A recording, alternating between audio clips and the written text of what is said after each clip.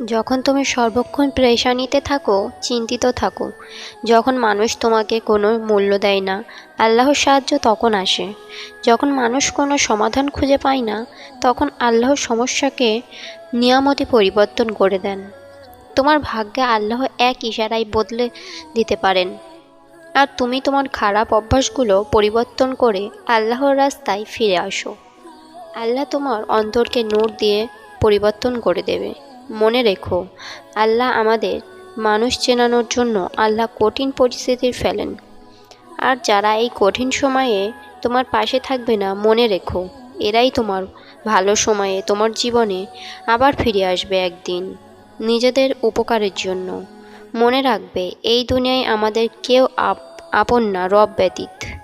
রব আমাদের ছোট নেকিগুলিকে মনে রাখেন আর বড় বড় গুনাহগুলোকে মাফ করে দেন। আমরা ক্ষমার হাত বাড়ালে তিনি কখনোই বলেন না যে আমি তোমাদের ক্ষমা করব না। তিনি পরম দয়া ও রহমতের চাদরে আমাদের মুড়ে দেয়। তুমি শুধু আল্লাহর উপর একটু ভরসা ও বিশ্বাস রাখো, আল্লাহ তোমার মনের আশা পূরণ করবে। কারণ আল্লাহ অন্তর্যামী, তিনি সবার অন্তরের খোঁজ রাখেন। কিছু তিনি নিলে তার থেকে উত্তম কিছু দান করেন। সবর করো। যখন সবর করো খুব কঠিন হয়, বিশ্বাস রাখো আল্লাহর উপরে, আর তারপর দেখো তিনি কিভাবে তোমার সমস্যার সমাধান করে দেবে। মুসা সাল্লাল্লাহু আলাইহি সাল্লাম কিছুই ছিল না তিনি তৃষ্ণার্ত ছিলেন, পানির প্রয়োজন ছিল, ঘর ছিল না, তিনি একা ছিলেন, একজন জীবনসঙ্গীর প্রয়োজন ছিল। একটা দোয়াতে তিনি সব কিছু পেয়ে যান।